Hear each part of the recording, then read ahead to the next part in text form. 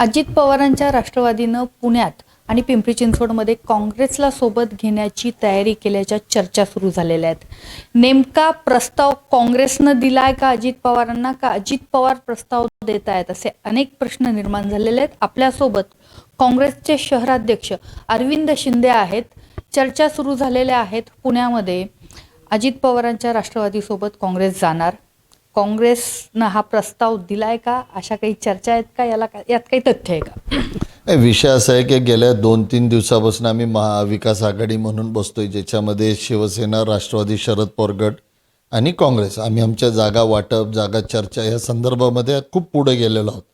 आज सकाळपासून जी आम्ही बातमी ऐकतोय की चर्चा ऐकतोय की अजितदादा पवार गट राष्ट्रवादीसुद्धा समाविष्ट होऊ इच्छितो.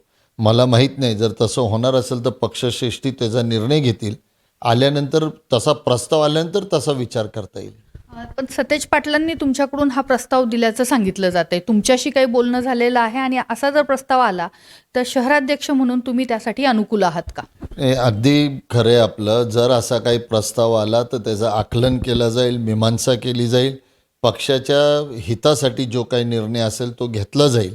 आम्ही विचाराशी आणि काँग्रेसच्या पारंपरिक काँग्रेसच्या कार्यकर्त्याचा विचार करता कोणीही बळी न जाता काँग्रेस पक्षाचा सन्मान होणार असेल तर आम्ही तसा विचार करू, अन्यथा नाही होणार. पण तुमच्याकडनं सुद्धा अनेक जण आता बाहेर पडतायत आणि भाजपमध्ये विशेषतः जात आहेत, काही अजित पवारांकडे जात आहेत. अशा सगळ्या परिस्थितीमध्ये काँग्रेस किती जागा लढवणार आणि किती जागा निवडून येतील असं वाटतंय?